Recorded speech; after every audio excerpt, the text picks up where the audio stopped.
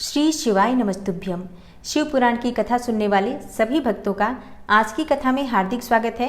भगवान भोलेनाथ और माता पार्वती आपकी समस्त मनोकामनाओं को पूर्ण करें।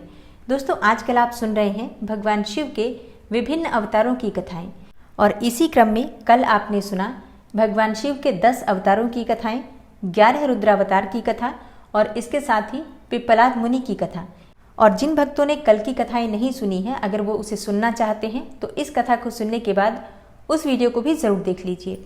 और अब भगवान भोलेनाथ का सच्चे मन से ध्यान करके आज की पावन और परम कल्याणकारी कथा का श्रवण करते हैं। आज की कथा में सबसे पहले सुनेंगे भगवान शिव के द्विजेश्वर अवतार की कथा।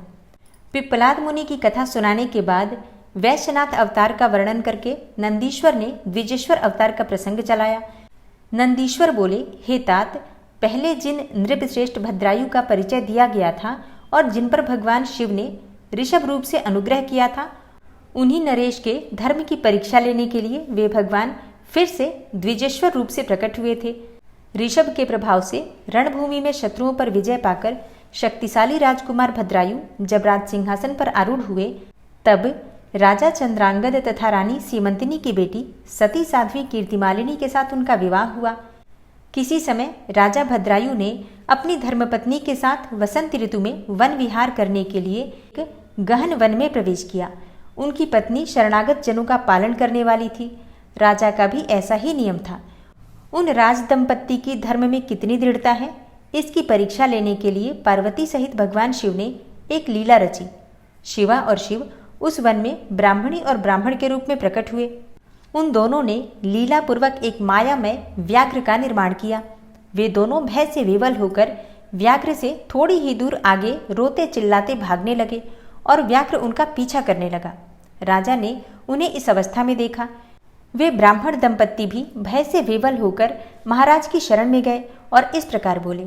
ब्राह्मण दंपत्ति ने कहा, हे महाराज, हमारी रक्षा कीजिए, रक्षा कीजिए। यह व्याघ्र हम दोनों को खा जाने के लिए आ रहा है। समस्त प्राणियों को काल के समान भय देने वाला यह हिंसक प्राणी हमें अपना आहार बनाए, इसके पूर्व ही आप हम दोनों को बचा लीजिए। उन दोनों का यह करुण क्रंदन सुनकर महावीर राजा ने जो ही धनुष उठाया, क्यों ही वह व्याघ्र उनके निकट आ पहुंचा और उसने ब्राह्मणी को पकड़ लिया। वह बेचारी हा नाथ, हा नाथ, हा प्राणवल्लभ, हा शंभो, हा जगतगुरु इत्यादि कहकर रोने और विलाप करने लगी। व्याघ्र बड़ा भयानक था। उसने जो ही ब्राह्मणी को अपना ग्रास बनाने की चेष्टा की, त्यों ही भद्रायु ने तीखे बाणों से उसके मर्म में आघात किया, परंतु उन बाणों से उस महाबली व्याघ्र को तनिक भी व्यथा नहीं हुई। वह ब्राह्मणी को बलपूर्वक घसीटता हुआ तत्काल दूर निकल गया। अपनी पत्नी को बाघ के पंजे में पड़ी देखकर ब्राह्मण को बड़ा दुख हुआ और वह बारंबार रोने लगा। देर तक रोकर उसने राजा भद्रायु से कहा, हे राजन, तुम्हारे वे बड़े बड़े अस्त्र कहाँ हैं? दुखियों की रक्षा करने वाला तुम्हारा विशाल धनुष कहाँ है? सुना था तुम में 12,000 बड़े बड़े हाथियों का बल है, वह क्या हुआ? तुम्हारे शंख, खड़ग तथा मंत्रांत्र विद्या से क्या लाभ हुआ? दूसरों को छिड़ होने से बचाना क्षत्रिय का परम धर्म है। धर्मज्ञ राजा अपना धन और प्राण देकर भी शरण में आए हुए दीन दुखियों की रक्षा करते हैं। जो पीड़ितों की प्राण रक्षा नहीं कर सकते, ऐसे लोगों के लिए तो जीने की अपेक्षा मर जाना ही अच्छा है। इस प्रकार ब्राह्मण का विलाप और उसके मुख से अपने पराक्रम की निंदा सुनकर राजा ने शोक से मन ही मन इस प्रकार विचार किया, अहो, आज भाग्य के उलटफेर से मेरा पराक्रम नष्ट हो गया, मेरे धर्म का भी नाश हो गया। अतः अब मेरी संपदा, राज्य और आयु का भी निश्चय ही नाश हो जाएगा।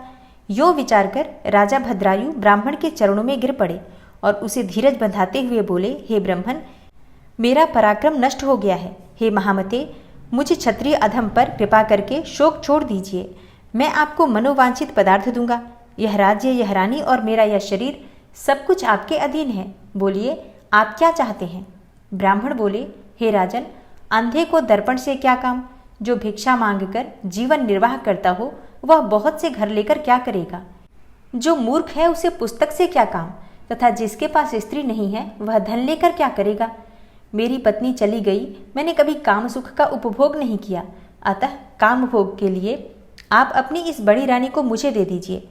राजा ने कहा, हे ब्राह्मण, क्या यही तुम्हारा धर्म है? क्या तुम्हें गुरु ने यही उपदेश किया है? क्या तुम नहीं जानते कि पराई स्त्री का स्पर्श स्वर्ग एवं सुयश की हानि कराने वाला होता है? पर स्त्री के उपभोग से जो पाप कमाया जाता है उसे सैकड़ों प्रायश्चितों द्वारा भी धोया नहीं जा सकता। ब्राह्मण बोले, हे राजन, मैं अपनी तपस्या से भयंकर ब्रह्महत्या और मदिरापान जैसे पाप का भी नाश कर डालूंगा। फिर पर स्त्री संगम किस गिनती में है? अतः आप अपनी इस भार्या को मुझे अवश्य दे दीजिए, अन्यथा आप निश्चय ही नरक में पड़ेंगे।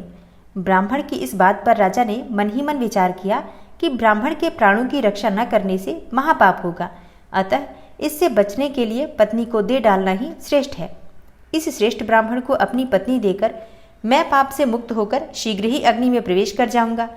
मन ही मन ऐसा निश्चय करके राजा ने आग जलाई और ब्राह्मण को बुलाकर उसे अपनी पत्नी को दे दिया।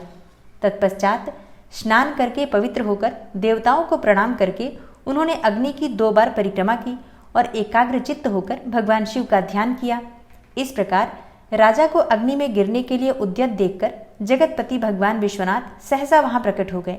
उनके 5 मुख थे, मस्तक पर चंद्रकला आभूषण का काम दे रही थी, कुछ कुछ पीले रंग की जटा लटकी हुई थी। वे कोटि कोटि सूर्यों के समान तेजस्वी थे। हाथों में त्रिशूल, खटवांग, कुठार, ढाल, मृग, अभय, वरद और पिनाक धारण किए बैल की पीठ पर बैठे हुए भगवान नीलकंठ को राजा ने अपने सामने प्रत्यक्ष देखा। उनके दर्शन जनित आनंद से युक्त होकर राजा भद्रायु ने हाथ जोड़कर स्तवन किया। राजा के स्तुति करने पर पार्वती के साथ प्रसन्न हुए महेश्वर ने कहा, हे राजन, तुमने किसी अन्य का चिंतन न करके जो सदा सर्वदा मेरा पूजन किया है, तुम्हारी इस भक्ति के कारण और तुम्हारे द्वारा की हुई इस पवित्र स्तुति को सुनकर मैं बड़ा प्रसन्न हुआ हूँ। तुम्हारे भक्ति भाव की परीक्षा के लिए मैं स्वयं ब्राह्मण बनकर आया था। जिसे व्याघ्र ने ग्रस लिया था वह ब्राह्मणी कोई और नहीं, ये गिरिराज नंदिनी उमा देवी ही थी। तुम्हारे बाण मारने से भी जिसके शरीर को चोट नहीं पहुंची वह व्याघ्र माया निर्मित था। तुम्हारे धैर्य को देखने के लिए ही मैंने तुम्हारी पत्नी को मांगा था। इस कीर्तिमालिनी की और तुम्हारी भक्ति से मैं संतुष्ट हूँ। तुम कोई दुर्लभ वर मांगो, मैं उसे दूंगा। राजा बोले, हे देव, आप साक्षात परमेश्वर हैं। आपने सांसारिक ताप से घिरे हुए मुझ अधम को जो प्रत्यक्ष दर्शन दिया है, यही मेरे लिए महान वर है। हे देव, आप वरदाताओं में श्रेष्ठ हैं। आपसे मैं दूसरा कोई वर नहीं मांगता। मेरी यही इच्छा है कि मैं, मेरी रानी, मेरे माता पिता, पद्माकर वैश्य और उसके पुत्र सुनय, इन सबको आप अपना पार्श्ववर्ती सेवक बना लीजिए। तत्पश्चात रानी कीर्तिमालिनी ने प्रणाम करके अपने भक्ति से भगवान शंकर को प्रसन्न किया और यह उत्तम वर मांगा, हे महादेव, मेरे पिता चंद्रांगद और माता सीमंतिनी, इन दोनों को भी आपके समीप निवास की प्राप्ति हो। भक्तवत्सल भगवान गौरीपति ने प्रसन्न होकर एवमस्तु कहा और उन दोनों पति पत्नी को इच्छानुसार वर देकर वे क्षण भर में अंतर्ध्यान हो गए। इधर राजा ने भगवान शंकर का प्रसाद प्राप्त करके रानी कीर्तिमालिनी के साथ प्रिय विषयों का उपभोग किया और 10,000 वर्षों तक राज्य करने के पश्चात अपने पुत्रों को राज्य देकर उन्होंने शिव जी के परम पद को प्राप्त किया। राजा और रानी दोनों ही भक्तिपूर्वक महादेव जी की पूजा करके भगवान शिव के धाम को प्राप्त हुए। यह परम पवित्र, पापनाशक एवं अत्यंत गोपनीय भगवान शिव का विचित्र गुणानुवाद जो विद्वानों को सुनाता है अथवा स्वयं भी शुद्ध चित्त होकर पढ़ता है, वह इस लोक में भोग ऐश्वर्य को प्राप्त करके अंत में भगवान शिव को प्राप्त होता है। और अब आप सुनेंगे भगवान शिव का यतिनाथ एवं हंस नामक अवतार। नंदीश्वर कहते हैं, हे मुने, अब मैं परमात्मा शिव के यतिनाथ नामक अवतार का वर्णन करता हूँ। तुम ध्यान पूर्वक सुनो। हे मुनीश्वर, अर्बुदाचल नामक पर्वत के समीप एक भील रहता था जिसका नाम था आहुक। उसकी पत्नी को लोग आहुका कहते थे। वह उत्तम व्रत का पालन करने वाली थी। वे दोनों पति पत्नी महान शिव भक्त थे और शिव की आराधना पूजा में ही लगे रहते थे। एक दिन वह शिव भक्त भील अपनी पत्नी के लिए आहार की खोज करने के निमित्त जंगल में बहुत दूर चला गया। उसी समय संध्या काल में भील की परीक्षा लेने के लिए भगवान शंकर सन्यासी का रूप धारण करके घर आए। इतने में ही उस घर का मालिक भील भी चला आया और उसने बड़े प्रेम से उन यतिराज का पूजन किया। उसके मनोभाव की परीक्षा लेने के लिए उन यतीश्वर ने दीनवाड़ी में कहा, हे भील, आज रात में यहाँ रहने के लिए मुझे स्थान दे दो। सवेरा होते ही चला जाऊंगा, तुम्हारा सदा कल्याण हो। भील बोला, हे स्वामी जी, आप ठीक कहते हैं, तथापि मेरी बात सुनिए। मेरे घर में स्थान तो बहुत थोड़ा है, फिर उसमें आपका रहना कैसे हो सकता है। भील की यह बात सुनकर स्वामी जी वहां से चले जाने को उद्यत हो गए। तब भीलिनी ने कहा, हे प्राणनाथ, आप स्वामी जी को स्थान दे दीजिए। घर आए हुए अतिथि को निराश न लौटाइए। अन्यथा हमारे गृहस्थ धर्म के पालन में बाधा पहुंचेगी। आप स्वामी जी के साथ सुखपूर्वक घर के भीतर रहिए और मैं बड़े बड़े अस्त्र लेकर बाहर खड़ी रहूंगी। पत्नी की यह बात सुनकर भील ने सोचा, स्त्री को घर से बाहर निकालकर मैं भीतर कैसे रह सकता हूँ, और सन्यासी जी का अन्यत्र जाना भी मेरे लिए अधर्म कारक ही होगा। ये दोनों ही कार्य एक गृहस्थ के लिए सर्वथा अनुचित हैं। अतः मुझे ही घर के बाहर रहना चाहिए। जो होनहार होगी वह तो होकर ही रहेगी। ऐसा सोचकर आग्रह करके उसने स्त्री को और सन्यासी जी को तो सानंद घर के भीतर रख दिया और स्वयं वह भील अपने आयुध पास रखकर घर से बाहर खड़ा हो गया। रात में जंगली क्रूर एवं हिंसक पशु उसे पीड़ा देने लगे। उसने भी यथाशक्ति उससे बचने के लिए महान यत्न किया। इस तरह यत्न करता हुआ वह भील बलवान होकर भी प्रारब्ध प्रेरित हिंसक पशुओं द्वारा बलपूर्वक खा लिया गया। प्रातःकाल उठकर जब यति ने देखा कि हिंसक पशुओं ने वनवासी भील को खा डाला है, तब उन्हें बड़ा दुख हुआ। सन्यासी को दुखी देखकर भीलनी दुख से व्याकुल होने पर भी धैर्यपूर्वक उस दुख को दबाकर यूं बोली, हे स्वामी जी, आप दुखी किस लिए हो रहे हैं? इन भील राज का तो इस समय कल्याण ही हुआ। वे धन्य और कृतार्थ हो गए जो इन्हें ऐसी मृत्यु प्राप्त हुई। मैं चिता की आग में जलकर इनका अनुसरण करूंगी। आप प्रसन्नतापूर्वक मेरे लिए एक चिता तैयार कर दें, क्योंकि स्वामी का अनुसरण करना स्त्रियों के लिए सनातन धर्म है। उसकी बात सुनकर सन्यासी जी ने स्वयं चिता तैयार की और भीलनी ने अपने धर्म के अनुसार उसमें प्रवेश किया। इसी समय भगवान शंकर अपने साक्षात स्वरूप से उसके सामने प्रकट हो गए और उसकी प्रशंसा करते हुए बोले, तुम धन्य हो, धन्य हो। मैं तुम पर बहुत प्रसन्न हूँ। तुम इच्छानुसार वर मांगो, तुम्हारे लिए कुछ भी मुझे अदेय नहीं है। भगवान शंकर का यह परमानंददायक वचन सुनकर भीलनी को बड़ा सुख मिला। वह ऐसी विभोर हो गई कि उसे किसी भी बात की सुध ही नहीं रही। उसकी इस अवस्था को लक्ष्य करके भगवान शंकर और भी प्रसन्न हुए और उसके ना मांगने पर भी उसे वर देते हुए बोले, मेरा जो यति रूप है वह भावी जन्म में हंस रूप से प्रकट होगा और प्रसन्नतापूर्वक तुम दोनों का परस्पर संयोग कराएगा। यह भील निषेध देश की उत्तम राजधानी में राजा वीरसेन का श्रेष्ठ पुत्र होगा। उस समय नल के नाम से इसकी ख्याति होगी और तुम विदर्भ नगर में भीमराज की पुत्री दमयंती होगी। तुम दोनों मिलकर राजभोग भोगने के पश्चात वह मोक्ष प्राप्त करोगे जो बड़े बड़े योगीश्वरों के लिए भी दुर्लभ होगा। नंदीश्वर कहते हैं, हे मुने, ऐसा कहकर भगवान शिव उस समय लिंग रूप में स्थित हो गए। वह भील अपने धर्म से विचलित नहीं हुआ था, इसलिए उसी के नाम पर उस लिंग को अचलेश संज्ञा दी गई। दूसरे जन्म में वह आहुक नामक भील नैसद नगर में वीरसेन का पुत्र होकर महाराज नल के नाम से विख्यात हुआ और आहुका नाम की भीलनी विदर्भ नगर में राजा भीम की पुत्री दमयंती हुई और वे यतिनाथ शिव वहां हंस रूप में प्रकट हुए। उन्होंने दमयंती का नल के साथ विवाह कराया। पूर्व जन्म के सत्कार जनित पुण्य से प्रसन्न होकर भगवान शिव ने हंस का रूप धारण कर उन दोनों को सुख दिया। हंसावतारधारी शिव भांति भांति की बातें करने और संदेश पहुंचाने में कुशल थे। वे नल और दमयंती दोनों के लिए परमानंददायक हुए। और अब आप सुनेंगे भगवान शिव के कृष्ण दर्शन नामक अवतार की कथा। नंदीश्वर कहते हैं, हे सनत कुमार जी, भगवान शंभु के एक अवतार का नाम कृष्ण दर्शन है, जिसने राजा नभग को ज्ञान प्रदान किया था। उसका वर्णन करता हूँ, तुम ध्यान पूर्वक सुनो।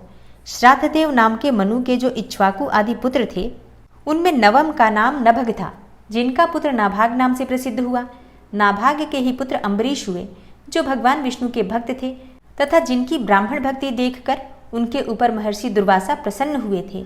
हे मुने, अम्बरीश के पितामह जो नभग कहे गए हैं, उनके चरित्र का वर्णन सुनो।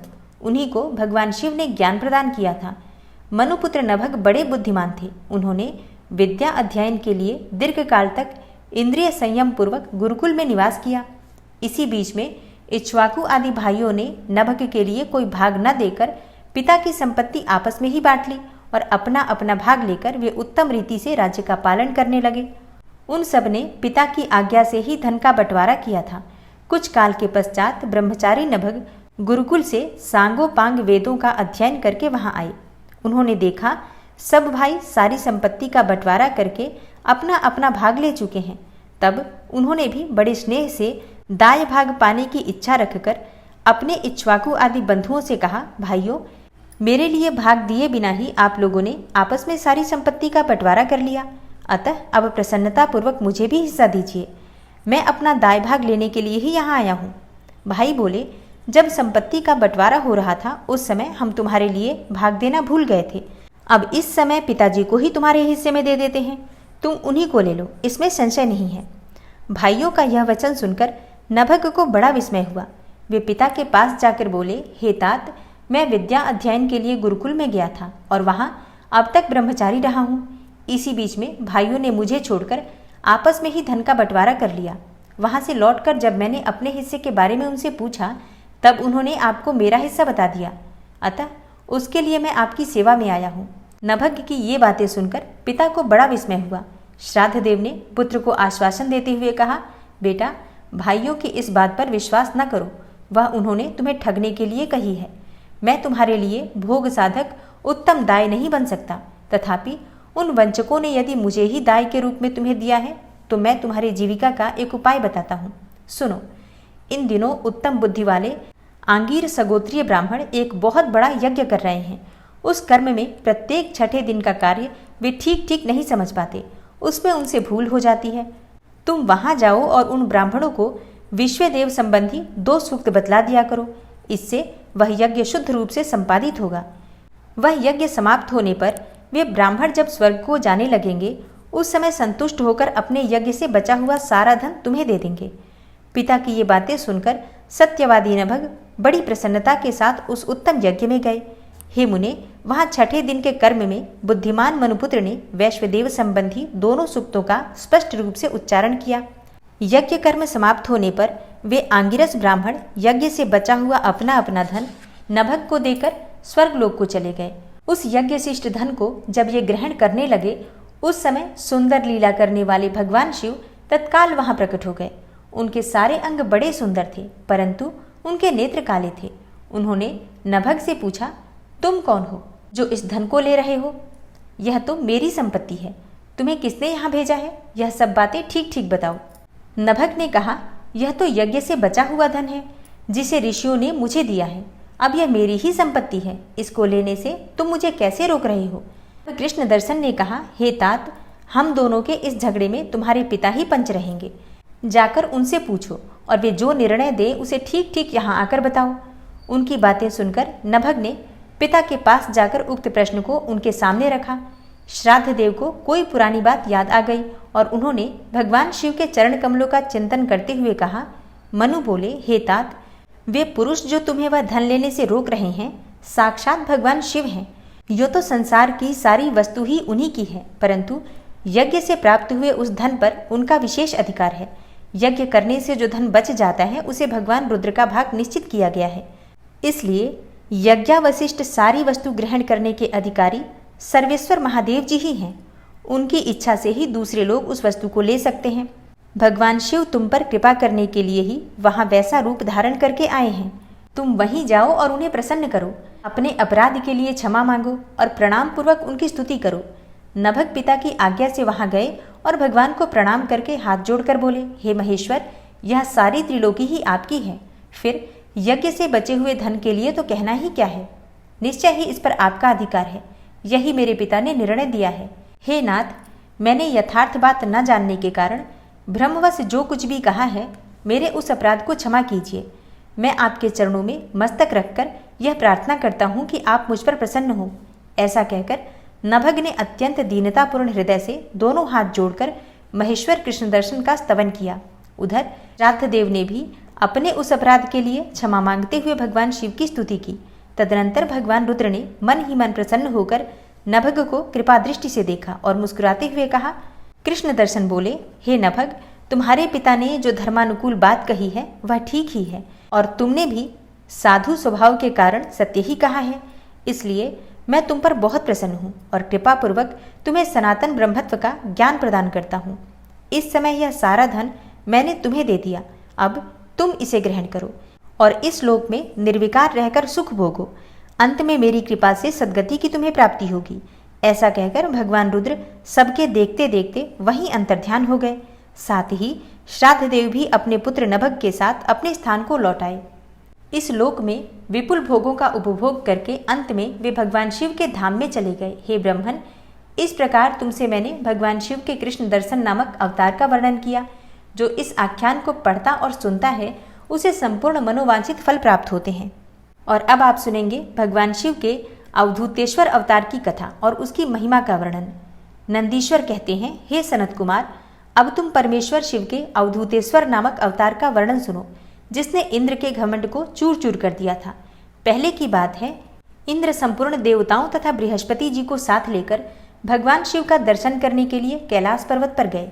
उस समय बृहस्पति और इंद्र के शुभागमन की बात जानकर भगवान शंकर उन दोनों की परीक्षा लेने के लिए अवधूत बन गए। उनके शरीर पर कोई वस्त्र नहीं था। वे प्रज्वलित अग्नि के समान तेजस्वी होने के कारण महाभयंकर जान पड़ते थे। उनकी आकृति बड़ी सुंदर दिखाई देती थी। वे राह रोककर खड़े थे। बृहस्पति और इंद्र ने शिव के समीप जाते समय देखा कि एक अद्भुत शरीरधारी पुरुष रास्ते के बीच में खड़ा है। इंद्र को अपने अधिकार पर बड़ा गर्व था, इसलिए वे यह न जान सके कि वे साक्षात भगवान शंकर ही हैं। उन्होंने मार्ग में खड़े हुए पुरुष से पूछा, तुम कौन हो? इस नग्न अवधूत वेश में कहाँ से आए हो? तुम्हारा नाम क्या है? सब बातें ठीक ठीक बताओ, देर न करो। भगवान शिव अपने स्थान पर हैं या इस समय कहीं अन्यत्र गए हैं? मैं देवताओं तथा गुरु जी के साथ उन्हीं के दर्शन के लिए जा रहा हूँ। इंद्र के बारंबार पूछने पर भी महान कौतुक करने वाले अहंकारहारी महायोगी त्रिलोकीनाथ शिव कुछ न बोले, चुप ही रहे। तब अपने ऐश्वर्य का घमंड रखने वाले देवराज इंद्र ने रोष में आकर उस जटाधारी पुरुष को फटकारा और इस प्रकार कहा। इंद्र बोले, अरे मूढ़, दुर्मते, तू बार बार पूछने पर भी उत्तर नहीं देता, अतः तुझे वज्र से मारता हूँ, देखो कौन तेरी रक्षा करता है। ऐसा कहकर उस दिगंबर पुरुष की ओर क्रोधपूर्वक देखते हुए इंद्र ने उसे मार डालने के लिए वज्र उठाया। यह देखकर भगवान शंकर ने शीघ्र ही उस वज्र का स्तंभन कर दिया। उनकी बाह अकड़ गई, इसलिए वे वज्र का प्रहार न कर सके। तदनंतर वह पुरुष तत्काल ही क्रोध के कारण तेज से प्रज्वलित हो उठा, मानो इंद्र को जलाए देता हो। भुजाओं के स्तंभित हो जाने के कारण शचिवल्लभ इंद्र क्रोध से उस सर्प की भांति जलने लगे, जिसका पराक्रम मंत्र के बल से अवरुद्ध हो गया हो। बृहस्पति ने उस पुरुष को अपने तेज से प्रज्वलित होता हुआ देखकर तत्काल ही यह समझ लिया कि वे साक्षात भगवान हर हैं। फिर तो वे हाथ जोड़कर प्रणाम करके उनकी स्तुति करने लगे। स्तुति के पश्चात उन्होंने इंद्र को उनके चरणों में गिरा दिया और कहा, दीनानाथ, हे महादेव, यह इंद्र आपके चरणों में पड़ा है, आप इसका और मेरा उद्धार करें। हम दोनों पर क्रोध नहीं, प्रेम करें। हे महादेव, शरणागत इंद्र की रक्षा कीजिए। आपके ललाट से प्रकट हुई यह आग इन्हें जलाने के लिए आ रही है। बृहस्पति की यह बात सुनकर अवधूत वेशधारी करुणा सिंधु शिव ने हंसते हुए कहा, अपने नेत्र से रोषवश बाहर निकली हुई अग्नि को मैं पुनः कैसे धारण कर सकता हूँ? क्या सर्प अपनी छोड़ी हुई केचुल को फिर ग्रहण करता है? बृहस्पति बोले, हे देव, हे भगवान, भक्त सदा ही कृपा के पात्र होते हैं। आप अपने भक्त वत्सल नाम को चरितार्थ कीजिए और इस भयंकर तेज को कहीं अन्यत्र डाल दीजिए। रुद्र ने कहा, हे देवगुरु, मैं तुम पर प्रसन्न हूँ, इसलिए उत्तम वर देता हूँ। इंद्र को जीवन दान देने के कारण आज से तुम्हारा एक नाम जीव भी होगा। मेरे ललाटवर्ती नेत्र से जो यह आग प्रकट हुई है उसे देवता नहीं सह सकते, अतः इसको मैं बहुत दूर छोड़ूंगा, जिससे यह इंद्र को पीड़ा न दे सके। ऐसा कहकर अपने तेजा स्वरूप उस अद्भुत अग्नि को हाथ में लेकर भगवान शिव ने क्षार समुद्र में फेंक दिया। वहां फेंके जाते ही भगवान शिव का वह तेज तत्काल एक बालक के रूप में परिणत हो गया, जो सिंधुपुत्र जलंधर नाम से विख्यात हुआ। फिर देवताओं की प्रार्थना से भगवान शिव ने ही असुरों के स्वामी जलंधर का वध किया था। अवधूत रूप से ऐसी सुंदर लीला करके लोक कल्याणी शंकर वहां से अंतर्ध्यान हो गए। फिर सब देवता अत्यंत निर्भय एवं सुखी हुए। इंद्र और बृहस्पति भी उस भय से मुक्त होकर उत्तम सुख के भागी हुए। जिसके लिए उनका आना हुआ था, वह भगवान शिव का दर्शन पाकर कृतार्थ हुए। इंद्र और बृहस्पति प्रसन्नतापूर्वक अपने स्थान को चले गए। हे सनत कुमार, इस प्रकार मैंने तुमसे परमेश्वर शिव के अवधूतेश्वर नामक अवतार का वर्णन किया है, जो दुष्टों को दंड एवं भक्तों को परम आनंद प्रदान करने वाला है। यह दिव्य आख्यान पाप का निवारण करके यश, स्वर्ग, भोग, मोक्ष तथा संपूर्ण मनोवांछित फल की प्राप्ति कराने वाला है। जो प्रतिदिन एकाग्रचित्त होकर इसे सुनता है या सुनाता है, वह इहलोक में संपूर्ण सुखों का उपभोग करके अंत में शिव की गति को प्राप्त कर लेता है। ओम नमः शिवाय। श्री शिवाय नमस्तुभ्यम। दोस्तों, आज की कथा का यहीं पर समापन करती हूँ और इससे आगे की कथा आप कल की वीडियो में सुनने वाले हैं। भगवान शिव के इन अवतारों की कथा को सुनने मात्र से हर प्रकार की जो मन की कामना होती है पूर्ण होती है, भगवान शिव की विशेष कृपा भी आपको प्राप्त होती है और विशेष रूप से शिव की भक्ति प्राप्त होती है। और जिसे शिव की भक्ति प्राप्त हो जाए फिर उसके लिए इस जीवन में, इस धराधाम में कुछ भी अप्राप्य नहीं रह जाता है। इसलिए पूरे भक्ति भाव से प्रतिदिन की कथाएं अवश्य सुनिए। और हाँ, एक रिक्वेस्ट है मेरी आप लोगों से, अगर आप लोग कथा सुन रहे हैं तो प्रयास कीजिए कि सुबह 7 बजे जब वीडियो प्रीमियर होती है उसी समय आप लोग वीडियो देखें। अब देखिए, चाहे तो आप इस वीडियो को पूरे दिन में कभी भी देख सकते हैं, कभी भी सुन सकते हैं, लेकिन अगर आप लोग सुबह सुबह जब वीडियो प्रीमियर होती है उसी समय एक साथ वीडियो देखते हैं तो इससे वीडियो ऊपर जाती है और वीडियो की रीच बढ़ती है। क्योंकि देखिए, बहुत कम लोगों के आग्रह पर मैं इस वीडियो को बना रही हूँ, बहुत कम व्यूज इस वीडियो पर आ रहे हैं। बहुत मेहनत करने के बाद जब इतने थोड़े से व्यूज आते हैं, बहुत कम दर्शकों तक ये वीडियो पहुँचती है, तो कहीं ना कहीं उत्साह में कमी आती है। वीडियो बनाने में उतना मन नहीं लगता है जब वीडियो पे व्यूज नहीं आते हैं। अगर दर्शकों तक कोई चीज़ पहुँचती नहीं है तो फिर उस पर मेहनत करने का इतना कुछ फ़ायदा नहीं होता है। तो आप लोग बस इतना कीजिए, मैं आप लोगों के लिए ये वीडियो बना रही हूँ, तो आप लोग सिर्फ इतना कीजिए कि आप लोग सुबह जब वीडियो प्रीमियर होती है प्रयास कीजिए आप सभी एक साथ सुबह 7 बजे उस वीडियो को देखने का प्रयास करें। अब इतना तो आप लोग मेरे लिए भी कर ही सकते हैं। उम्मीद करती हूँ आप लोग मेरी बातों को ज़रूर समझेंगे। और हाँ, एक चीज़ के लिए ज़रूर आपको आश्वस्त करना चाहूँगी, पूरी संपूर्ण कथा आपको सुनाई जाएगी, कुछ लोग भी देखेंगे, तब भी मैं आपको ये सारी वीडियो मतलब पूरा संपूर्ण रूप से शिवपुराण पूरे सावन के महीने में मैं सुना दूंगी। लेकिन फिर भी जो मैंने आपसे रिक्वेस्ट की है, अगर आप लोग उस पर ध्यान दें तो मुझे भी खुशी होगी। मिलती हूँ मैं आपसे अगली वीडियो में, तब तक के लिए नमस्कार।